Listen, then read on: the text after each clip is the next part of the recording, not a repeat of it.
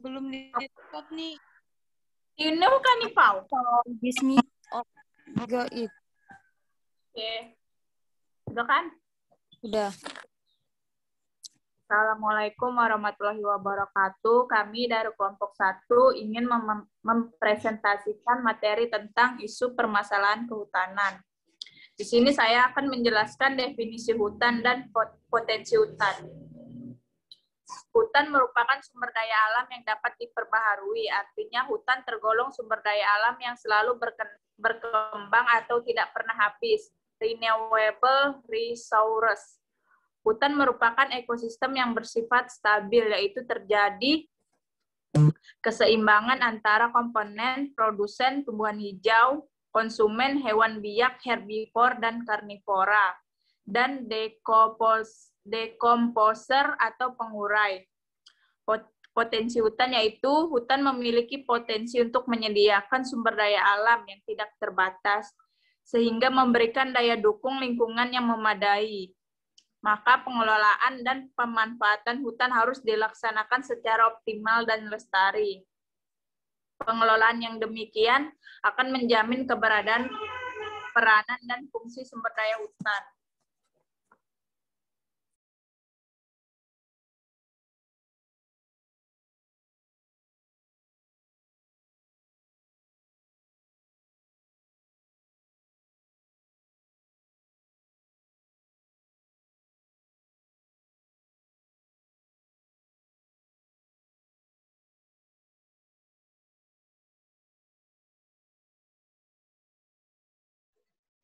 Oke, selanjutnya di sini ada lahan kritis. Di sini kami mendapatkan data berupa lahan hutan saat ini yang sangat kritis seluas 3.728.000 hektar.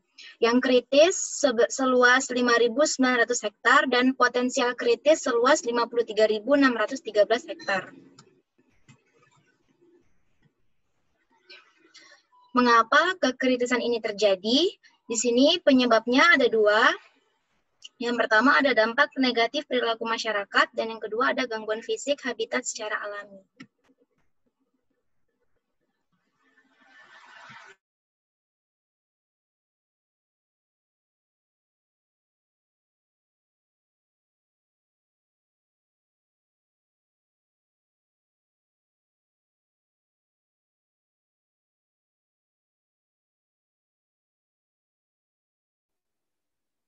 Oke, selanjutnya fungsi hutan. Hutan sebagai kawasan yang memiliki multifungsi sangat penting sebagai sektor hulu pembangunan. Pemanfaatan hutan tersebut lebih diarahkan terhadap jasa lingkungan, penyimpanan dan pemasokan air, penyerap polutan di udara, jasa pariwisata, dimanfaatkan untuk berbagai aktivitas fauna.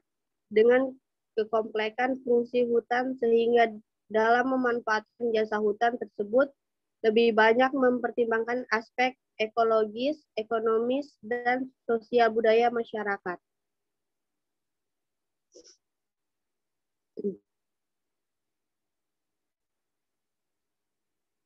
Adapun kekurangan luas kehutanan di Indonesia tersebut dikarenakan penduduk Indonesia yang mencapai 300 juta jiwa, bahwa 60%, 160 juta jiwa, mengandalkan hutan, kayu buah, ataupun getah sebagai sumber kebutuhan ekonomi.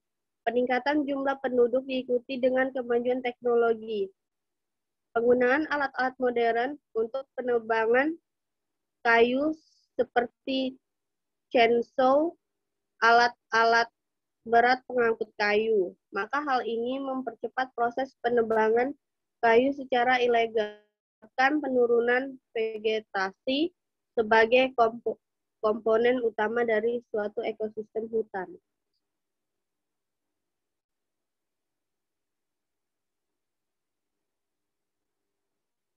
Terdapat berbagai faktor yang menyebabkan terjadinya peningkatan deforestasi dan degradasi hutan, antara lain.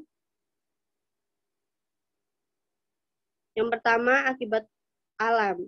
Yang pertama, letusan gunung berapi. Yang kedua, naiknya air permukaan laut dan tsunami. Yang ketiga, serangan hama dan penyakit.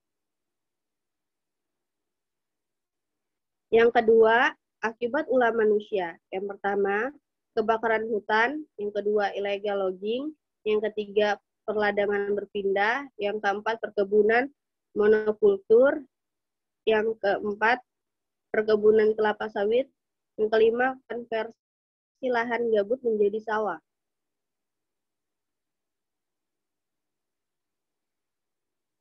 Adapun pertambangan, transmigrasi, penggembalan ternak dalam hutan, pemukiman penduduk, dan terakhir pembangunan perkantoran.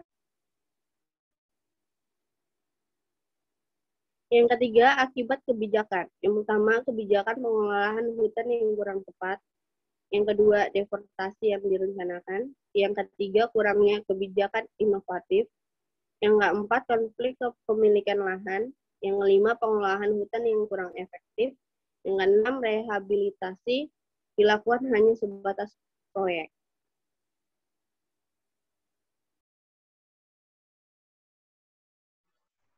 Selanjutnya ada lemahnya penegakan hukum. Di sini lemahnya penegakan hukum dapat diamati dari hanya sedikit pelanggaran di bidang kehutanan yang berhasil dituntut dan para pengusaha sebagai pelaku utama justru dapat menghindari hukuman.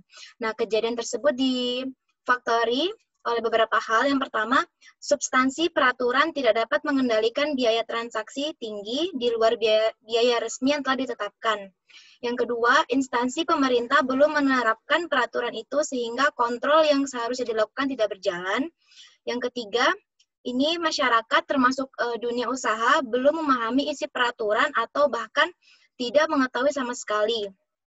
Ini yang merupakan salah satu faktor yang bahaya karena banyaknya masyarakat yang belum mengetahui peraturan tersebut. Yang keempat, sanksi yang mungkin ada dari implementasi suatu peraturan tidak berjalan, sehingga masyarakat tidak melihat adanya resiko apabila mereka melanggar peraturan. Jadi kayak misalnya orang menebang pohon secara sembarangan, tapi mereka nggak tahu dampak dari apa yang mereka lakukan dan sanksi yang mereka dapatkan itu mereka nggak rasakan. Jadi mereka itu berpikir kalau menebang hutan secara hutan itu it's okay, nggak apa-apa. Nah, yang kelima itu ada biaya yang ditanggung ketika melakukan pelanggaran peraturan lebih murah daripada bila mematuhi peraturan yang ada. Selanjutnya ada kebijakan ekonomi. Di sini ada rehabilitasi memakan biaya yang mahal. Di sini maksudnya biaya rehabilitasi itu cukup besar yang dialokasikan untuk kegiatan rehabilitasi hutan. Lalu rendahnya luas areal yang berhasil direhabilitasi pada program pemerintah, serta tingginya biaya per hektar, merupakan indikasi kuat bahwa selama ini pelaksanaan kegiatan rehabilitasi kurang efektif dari segi pembiayaan dan dana yang telah dialokasikan. Lalu ada permintaan kayu lebih tinggi dari pasokannya. Nah, di sini permintaan kayu alam lebih tinggi daripada pasokan secara lestari. Diperkirakan tambahan suplai kayu dari penebangan yang ilegal sama dengan yang legal. Penebangan liar terbesar terjadi di kawasan hutan produksi sebesar 60% dan kemudian hutan lindung sebesar 30% dan hutan konservasi sebesar 10%. Dan yang terakhir adanya inefisiensi ekonomi pengelolaan hutan produksi.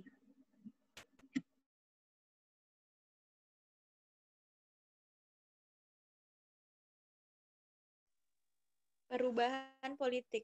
Dari tahun 1950-an sampai 1998, pendekatan yang digunakan dalam kebijakan rehabilitasi hutan umumnya bersifat top-down. Politik sumber daya alam yang sentralistik di zaman Orde Baru bersifat represif dan diskriminatif, sehingga menimbulkan maraknya konflik atas sumber daya hutan antara masyarakat adat dengan pengusaha yang didukung pejabat pemerintah. Konflik tersebut rata-rata disertai kekerasan karena pemerintah dan pengusaha sering melibatkan aparat militer untuk meredam konflik yang muncul. Dari situ, reformasi tahun 1998 mengubah pola pengelolaan hutan yang dari berbasis perusahaan dan berskala menjadi pengelolaan hutan berbasis masyarakat yang berskala lebih kecil. Kebijakan otonomi daerah terwujud melalui pemberlakuan Undang-Undang Nomor 22 Tahun 1999 yang diubah menjadi Undang-Undang Nomor 32 Tahun 2004 tentang pemerintahan daerah mengubah arah kebijakan dan praktek sentralisme pengelolaan sumber daya alam yang dominan di masa Orde Baru.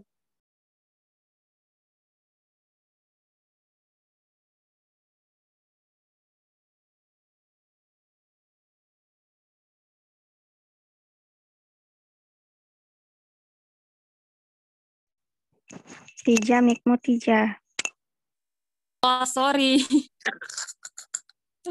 Baik, berikutnya itu ada lemahnya kelembagaan pembangunan kehutanan. Yang pertama itu ada lemahnya hubungan pusat daerah, kedua lemahnya koordinasi antar lembaga, dan yang ketiga kurangnya berkembangnya lembaga lokal.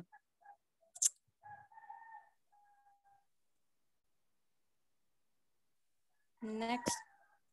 Yang kedelapan yaitu masalah ketidakadilan.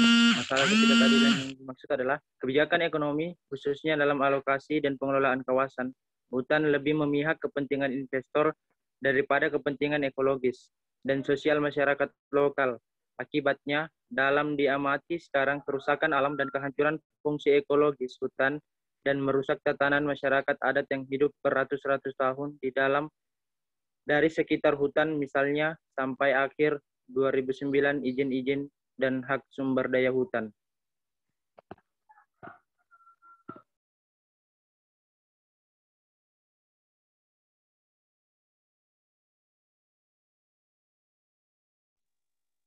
Ya, kemudian yang selanjutnya itu ada kesejahteraan masyarakat lokal itu semakin rendah. Nah, kesejahteraan mayoritas masyarakat yang tinggal di sekitar hutan itu masih minim karena ada pun angka ekonomi yang menyatakan adanya peningkatan penghasilan hanya terjadi secara absolut. Sedangkan biaya hidup secara keseluruhan di sekitar lokasi pengusahaan hutan itu meningkat lebih cepat dibandingkan dengan peningkatan penghasilan mereka. Ini terjadi terutama karena semakin sulitnya warga masyarakat mengakses ke hutan dan ikut memanfaatkan hasil hutan juga, meskipun hanya sekedar untuk memenuhi kebutuhan sehari-hari seperti sayur-sayuran, buah, getah, karet liar, dan sebagainya.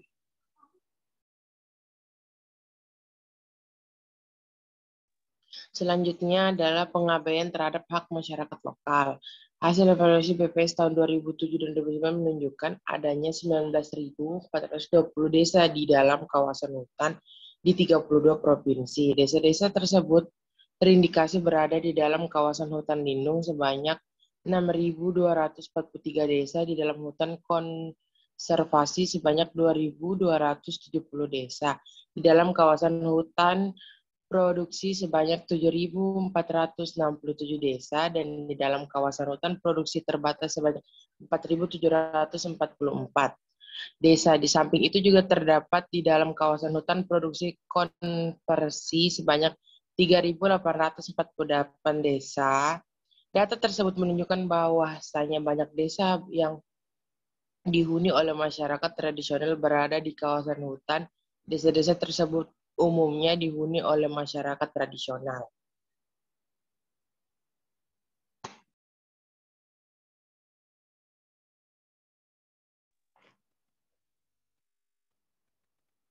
Selanjutnya, pengabaian terhadap pengabaian terhadap nilai ekologi, di mana nilai ekologi berupa jasa lingkungan hutan tidak pernah dimasukkan ke dalam perhitungan ekonomi. Akibatnya, pemeliharaan hutan dalam neraca ekonomi dianggap sebagai beban atau biaya, bukan dianggap sebagai investasi angka panjang. Jasa lingkungan seperti memelihara udara, menjaga erosi dan banjir, dan menjaga keanekaragaman hayati, pendidikan, sumber plasma nutfa, rekreasi, dan sebagainya, belum dikonversi dalam bentuk kuantitatif sehingga dapat dibandingkan dengan nilai ekonomisnya seperti kayu. Dan apabila perbandingan tersebut didapatkan dan kemudian ternyata nilai ekologis lebih tinggi dari nilai ekonomi, maka dapat diperkirakan hutan tidak lagi mudah dikonversi menjadi peruntukan lain. Dan alokasi anggaran negara untuk sektor kehutanan tentunya juga akan meningkat.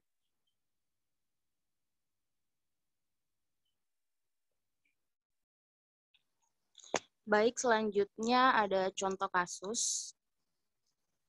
Contoh kasus yang kelompok 1 ambil itu kebakaran hutan di Kalimantan dan Sumatera yang meluas akibatnya bencana asap pun melanda kota-kota di Riau, Kalimantan Tengah, Kalimantan Barat, dan lain-lainnya. Untuk selengkapnya mungkin bisa dibaca dari artikel Tirto ID. Jadi berdasarkan artikel ini, data Badan Nasional Penanggulangan Bencana (BNPB) sampai Senin 16 September 2019 itu menyimpulkan bahwa ada beberapa hingga ratusan titik panas yang ditemukan di sepanjang Pulau Riau dan Kalimantan. Next.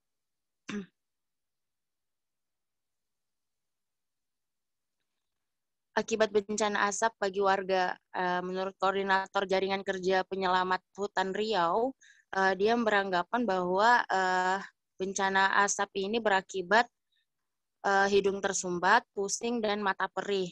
Lanjut.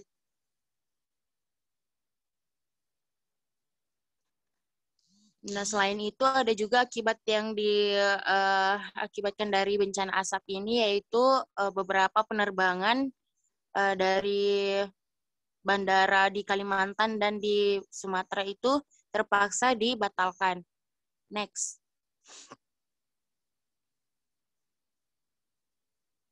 Penyebab kebakaran hutan dan lahan di Kalimantan dan Sumatera. Jadi menurut dari BNPB dan Panglima TNI setelah menelusuri kebakaran ini di siaran pers, dia menyimpulkan bahwa kebakaran terjadi karena ulah manusia. Nah, ulah manusia yang memanfaatkan musim kemarau sebagai alasan terjadinya kebakaran. Nah, hingga September tanggal 16 2019 itu polisi sudah menetapkan 185 tersangka perseorangan dan hanya ada 4 korporasi menjadi tersangka terkait kasus kebakaran hutan dan lahan di Riau, Kalbar, dan Kalteng.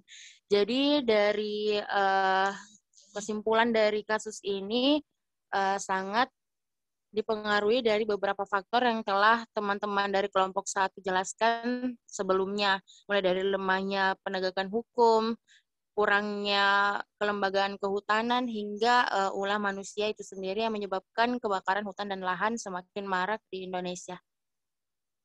Sekian.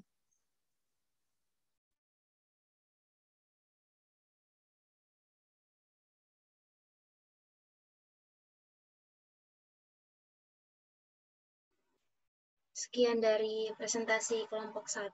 Mungkin teman-teman ada yang ingin bertanya?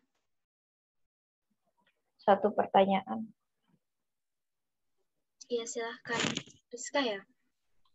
Iya, aku mau nanya itu yang 2 penyebab itu, yang tadi di slide kedua. Itu kira-kira ada nggak tindakan pemerintah dalam menanggulangi dampak 2 itu?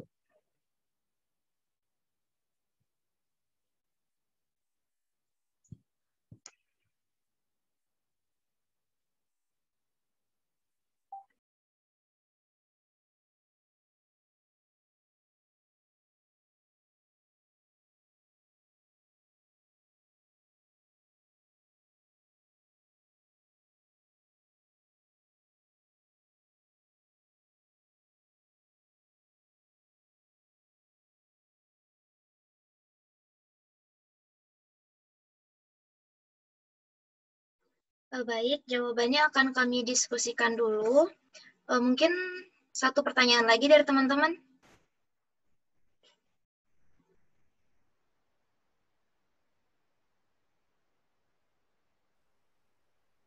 Saya ingin bertanya, boleh? Iya, silahkan Aldo. Pertanyaannya, menurut kalian bagaimana mengelola sumber daya hutan dengan baik? Sekian.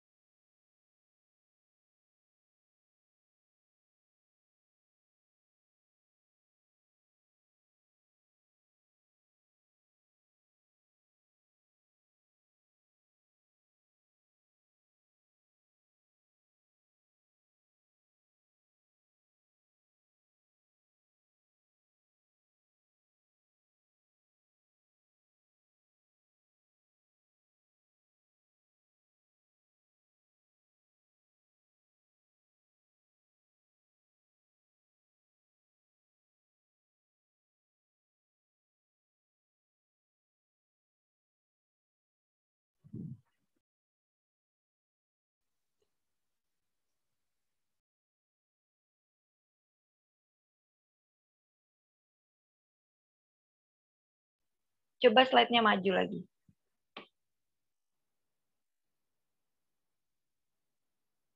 Lagi.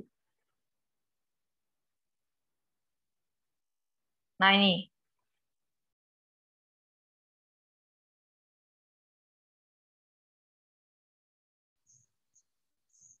Wow. Boleh diulang ke pertanyaannya, Rizka?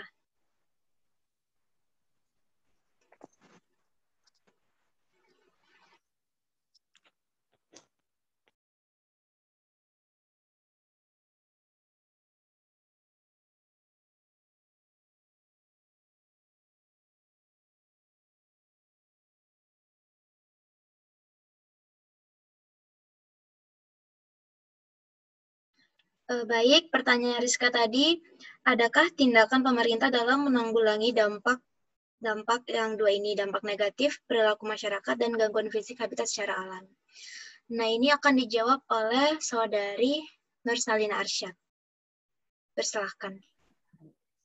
Baik, sedikit akan saya jawab dari pertanyaan Rizka tentang penyebab dampak negatif perilaku masyarakat dan gangguan fisik habitat secara alam. Nah, yang pertama, kenapa dampak negatif perilaku dari masyarakat itu adalah biasanya dari wilayah tersebut mungkin adanya kurang ketat terhadap pemerintah daerah tersebut untuk mengawasi lingkungan yang harusnya dilindungi oleh pemerintah namun dijamah oleh masyarakat setempat.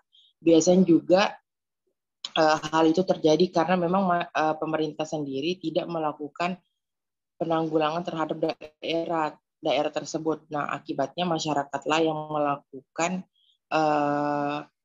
kegiatan-kegiatan sumber daya alam di situ. Namun tidak adanya pembatasan atau pengawasan dan akibatnya menimbulkan gangguan fisik terhadap habitat secara alami. Yang awalnya hanya sedikit, namun tanpa disadari bahwa pengelolaan yang dilakukan oleh masyarakat yang tanpa adanya peninjauan atau penelitian terlebih dahulu yang dilakukan hanya secara alamiah atau secara apa yang ditahu oleh masyarakat tanpa ada penelitian dan lain-lainnya, dan hal itu ternyata berdampak sangat panjang ke masa yang akan datang. Tanpa disadari mungkin kegiatan sudah dihentikan, namun efeknya akan berlanjut pada masa yang akan datang. Seperti itu. Oke. Selanjutnya, pertanyaan dari Saudara Aldo akan dijawab oleh Saudari Mariani. Silahkan.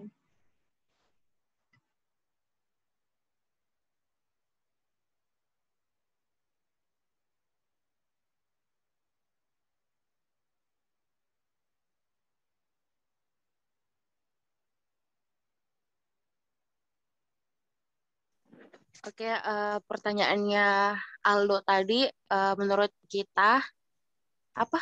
Coba bacakan. Tadi saya keluar.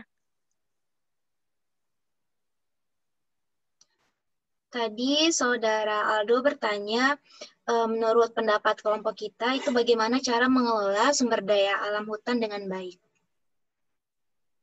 Oke, kalau ditanya soal pengelolaan hutan yang baik, ya harusnya isu-isu persoalan yang tadi kami bahas itu ditanggulangi dulu gitu. Nah, artinya kalau masalah-masalah dari persoalan kehutanan tadi sudah ditangani dengan baik, otomatis pengelolaan hutan itu juga ikut baik gitu. Nah, jadi solusi yang pertama harus diberikan baik dari pemerintah dan masyarakat itu sendiri ya permasalahan dari kehutanan ini tadi yang ada beberapa dijelaskan kelompok kita itu minimal diminimalisir agar berkurang gitu. Nah, mungkin itu aja Aldo.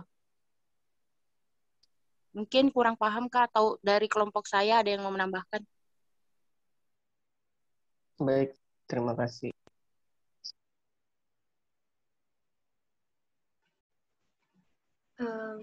Apa ada yang mau tanya lagi? Izin Ibu Moderator, satu pertanyaan. Silahkan. Baik, bismillahirrahmanirrahim. Assalamualaikum warahmatullahi wabarakatuh. Izin untuk bertanya pada kasus hutan ini, yaitu tadi kan sudah dijelaskan bahwasanya cara menanggulangi kerusakan hutan itu dengan cara apa tadi ya? Dengan cara intinya begini, kan kalau salah satu proses penanggulangan itu kan penegakan hukumnya. Nah, sementara ini realita di lapangan antara penegakan hukumnya itu ialah mudahnya penegakan hukum disuap oleh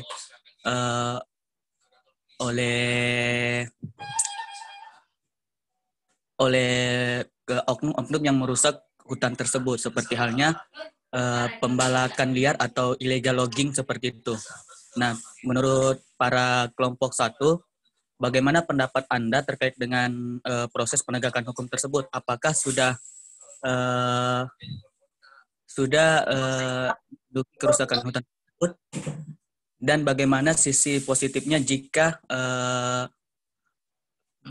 bagaimana sisi positifnya terhadap masyarakat melalui proses penegakan hukum tersebut yang dilakukan oleh penegakan hukum itu? Sekian dan terima kasih. Langsung jawab lah kayaknya, Fauzia. Saya akan jawab sebisa saya, mungkin teman-teman yang lain bisa menambahkan nanti. Kalau ditanya bagaimana penegakan hukum untuk hutan saat ini, dari yang Anda bacakan pertanyaan saja sudah kita bisa nilai kalau penegakan hukumnya itu belum 100% dilaksanakan ya, karena saya juga tadi sudah membacakan beberapa fakta tentang lemahnya penegakan hukum ini. Di antara lain itu banyaknya oknum, bahkan masyarakat juga kurang mengetahui regulasi yang ada. Itu mungkin menurut kami merupakan salah satu fakta terbesar yang menyebabkan banyaknya masih terjadi kerusakan hutan akibat ulah manusia. Lalu hukum di sini juga mungkin dianggap ringan karena di sini ada fakta bahwa biaya yang ditanggung ketika melakukan pelanggaran peraturan lebih murah daripada bila peraturan dipatuhi. Mungkin kalau dianalogikan, misalkan saya menebang 10 pohon. Nah, dengan saya menebang 10 pohon itu, saya bisa jual dan mendapatkan keuntungan 500 juta. Tapi di sisi lain, saya harus membayar denda. Dendanya itu mungkin 100 juta. Nah, kalau saya sebagai pelaku ya, saya mungkin lebih memilih untuk ya udah saya bayar aja dendanya 100 juta atau saya juga dapat 400 juta. Nah, mungkin itu fakta yang terjadi sekarang dan dapat nilai kalau penegakan hukumnya belum maksimal. Kalau pertanyaan kedua tadi saya kurang nangkap, bisa diulangi?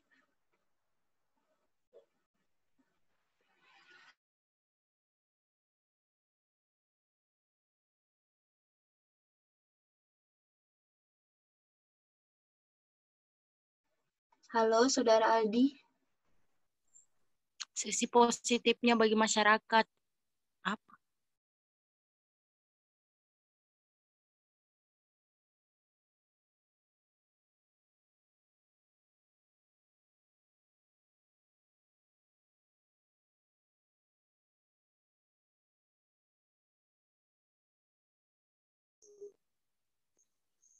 Mana Aldi? Yang bertanya nggak dengar kali ini. Kan mungkin saya bisa diskusikan sedikit terkait dengan jawaban yang tadi. Tadi kan ini kan lemahnya penegakan hukumnya ini kan terkait dengan yang saudari analogikan tadi itu. Nah, bagaimana kebijakan yang tepat selaku misalnya penegakan hukum di sini kita ambillah seorang pemerintah dalam menanggulangi kejahatan tersebut. Misalnya nih illegal logging tadi kan biasa saja tuh terjadi suap menyuap antara petugas aparat penegak hukum terhadap oknum yang bersalah tersebut. Nah, kebijakan-kebijakan seperti apa yang paling tepat dan paling efektif untuk menjerat oknum tersebut? Aku langsung jawab lah, Kak. Iya, silakan Saudari Selin. Baik, saya kasih contoh kasus ya. Contohnya misalnya begini, kan bahas tentang legal logging nih Aldi. Contohnya di Kalimantan nih kan legal logging ini kan sering terjadi penebangan hutan dan penjualan kayu-kayu tanpa ada perizinan dan seenaknya. Contohnya di Kalimantan Utara tuh ada, mereka tuh kenapa sering terjadinya suap dikarenakan perizinan yang diberikan pemerintah pusat itu atau pemerintah daerah itu mempersulit terhadap masyarakatnya untuk membuat perizinan terhadap izin yang secara harusnya mereka itu mau memiliki usaha yang memiliki izin yang benar tentang penebangan pohon atau penebangan kayu. Namun itu tuh dipersulit sama pemerintahnya sendiri dengan banyaknya perizinan-perizinan lain yang akhirnya membuat mereka sebenarnya harus menyuap, dan itu harusnya kembali lagi kepada tapi kepada mereka ini, aparat yang seharusnya melindungi, yang harusnya memberikan informasi, harusnya mengawasi, tapi malah mereka yang memberikan peluang terhadap masyarakat. Ceritanya itu mau mempermudah bahwa Bapak bayar aja Pak, Bapak bayar ini aja Pak, kami kasih lewat dan lain-lainnya. Nah, akhirnya terjadinya penyuap. Kalau kamu bertanya tentang apa sih hal yang paling baik, tindakan apa, kebijakan apa, sebenarnya hal yang paling benar adalah, ini menurut saya ya, dengan hal yang terjadi di lapangan, harus adanya pengawasan atau survei dari orang luar, seperti hal-hal orang pertanahan atau orang pertanahan dan orang perlindungan hutan. Harus ada orang luar yang masuk ke dalam suatu daerah untuk melakukan survei atau observasi apakah pemerintah daerah telah menjalankan tugasnya dengan benar dan apakah tidak terjadinya kasus hal suap menyuap tentang legal logging di daerah tersebut. Karena terjadinya suap menyuap itu dari pemerintah daerah sendiri lagi dan pemerintah pusat yang mempermainkan dia punya aturan. Makanya kenapa kita masyarakat yang melihat di faktanya itu ternyata ada peraturannya, ada peraturan perdata, ada pidana yang kayak di hukum lingkungan dijelaskan, tapi nyatanya masyarakat tetap aja bisa terjadi suap menyuap tentang legal logging kayak begitu. Jadi menurut saya hal yang paling tepat adalah harus ada orang dari luar yang melakukan survei terhadap di dalam suatu daerah tertentu yang sistemnya itu kurang ketat terhadap perlindungan hutan. Mungkin seperti itu, Aldi. Terima kasih.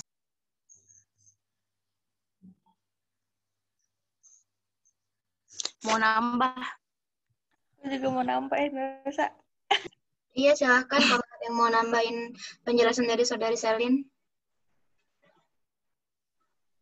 Dan untuk Aldi, tadi kan bahas suap menyuap tuh. Seharusnya kita sebagai anak hukum mengerti kalau tidak ada fakta terbukti nyata depan mata tidak bisa dikatakan sebagai suap menyuap. Nah, Saudara Aldi tadi mengatakan suap menyuap. Adakah fakta konkret yang menyatakan itu bahwa betul-betul suap menyuap begitu? Nah, jangan sampai Aldi ini nanya asal aja, maksudnya tidak ada fakta konkretnya itu suap menyuap gitu. Nah, itu yang pertama. Terus yang kedua, masalah kebijakan. Ali tadi tanya kebijakan apa yang seharusnya, semua orang pasti mau kebijakan yang terbaik. Tapi lagi-lagi di sini kita membahas tentang isu permasalahan.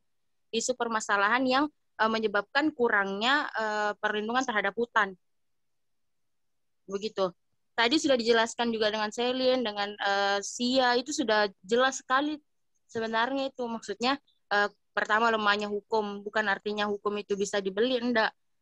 Intinya begini, harusnya pemerintah itu lebih memperkuat peraturan yang sudah dibuat. Gitu. Nah, buat apa peraturan ada kalau misalnya dijalankan tidak sesuai yang seharusnya. Lagi-lagi saya ambil contoh kasus yang saya bacakan tadi itu. Apa hasil akhirnya? Hasil akhirnya itu cuma pemulihan, biaya pemulihan. Harusnya kan itu terkena lisensi dari korporasinya itu dicabut karena kan ini sudah sampai bahkan bukan Indonesia saja yang mendapatkan dampaknya tapi sampai di Malaysia asapnya. Nah itu. Terus kalau masalah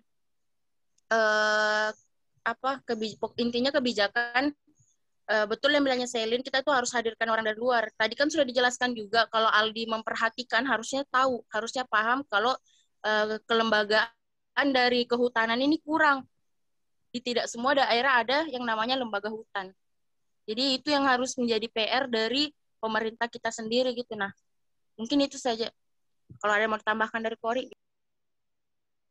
Sama aja intinya tuh sebenarnya itu kebijakannya sudah bagus, sudah ada kebijakan kepada pemerintah gitu, kebijakannya tentang itu, cuman ya tergantung dari oknum-oknumnya lagi. Dan ya betul bilang Selin tadi, pengawasan itu harus ada pengawasan karena kan maksudnya itu kurang pengawasan doang, selebihnya kalau kebijakan tuh semua sudah, namanya juga pemerintah, sudah pasti sudah diatur. Sebelum kau mengatur, dia sudah mengatur duluan, cuy.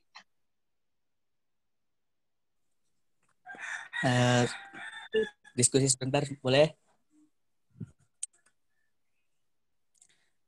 Saudari Mariani tadi mengatakan bahwasanya dasar yang terkait dengan suap menyuap itu fakta konkretnya seperti apa. Nah, sini saya mengutip satu kasus yang terjadi di Riau, di mana dalam kasusnya itu yaitu PT Sumatera Riang Lestari, yang itu yang melakukan suap menyuap terhadap kasus illegal logging tersebut. Ini kan berdampak secara signifikan atau bisa berdampak juga terhadap kerusakan hutan. Itu salah satu kasus yang saya kutip. Jadi saya menanyakan tentang kasus suap menyuap ini tidak sembarangan berargumentasi, karena saya juga mengutip salah satu kasus yang ada di sekarang ini, seperti halnya seperti itu. Oke, karena Aldi tadi baca kasus, otomatis di kasus itu sudah ada kan, kayak apa yang utusan dari perkaranya pasti ada kan dicantumkan.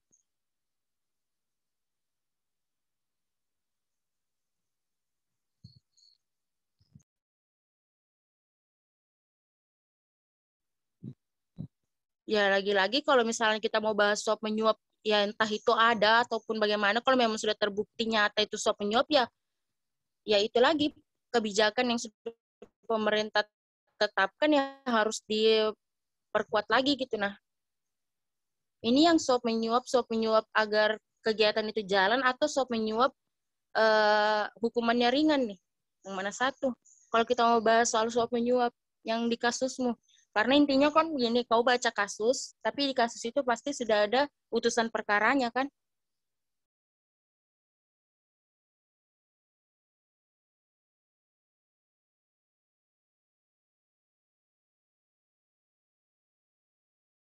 Atau kalau masih ada yang kurangan kah? Kurang ngeh kah apakah? Silahkan, kalau cukup.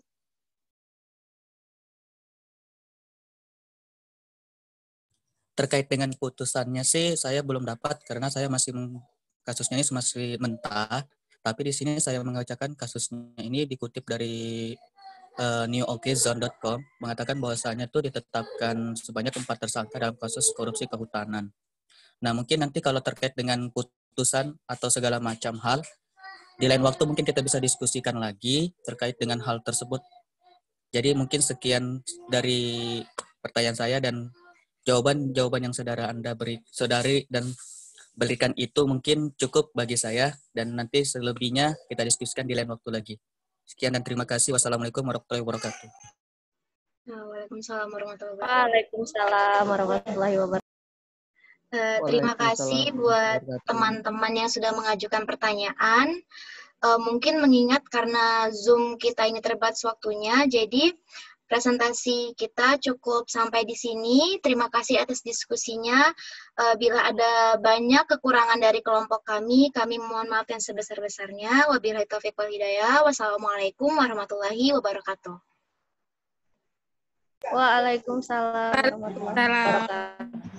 Waalaikumsalam warahmatullahi wabarakatuh.